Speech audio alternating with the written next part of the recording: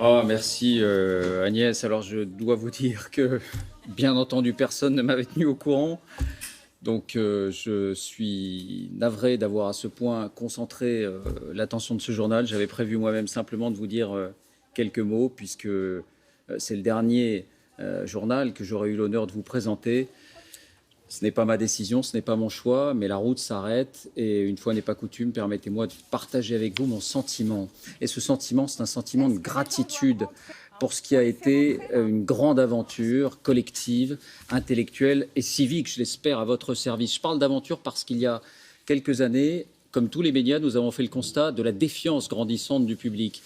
On a cherché, on a réfléchi et nous avons fait un choix, le choix d'un journalisme recentré sur l'essentiel, le monde, la politique au sens large, l'économie, les mouvements de la société. Tout le monde est en train de se réunir sur ce plateau, ça non plus, ça n'était pas prévu.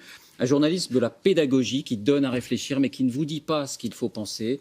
Un journalisme indépendant, ça reste un combat quotidien, indépendant vis-à-vis des pressions de tous les pouvoirs, y compris celui invisible du conformisme et du suivisme. Et enfin un journalisme qui offre plus, l'expertise, l'enquête, le grand reportage et l'impertinence sans la démagogie avec l'œil du 20h. Alors tout n'a pas été rose, tout n'a pas été parfait, loin de là, et on apprend beaucoup de ses erreurs, mais le travail a été énorme. Et je remercie ce soir du fond du cœur tous ceux qui sont là, pour beaucoup d'entre eux, qui ont nourri cette réflexion et ce journal. Vous en connaissez beaucoup, leur visage, leur voix, leur nom. Et puis à tous les autres, à tous les étages, à tous les postes. Et ils peuvent... et ils peuvent... Et ils peuvent être fiers. Merci les amis. Merci les amis. Merci les amis. Merci. Merci les amis, merci. Je voulais vous dire, je ne sais pas si vous m'entendez encore.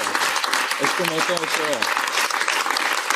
Alors au-delà, je voulais vous dire que votre présence, votre confiance qui a grandi au fil du temps, cette présence, cette confiance ont été un cadeau inestimable. Et je vous le dis simplement, ça a été un immense honneur, un bonheur aussi de vous accompagner toutes ces années.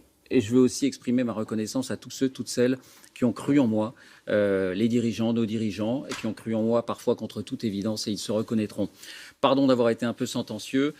On peut faire ce métier que si on l'aime et que s'il a du sens. Je souhaite bonne chance et belle route à Anne-Sophie Lapix.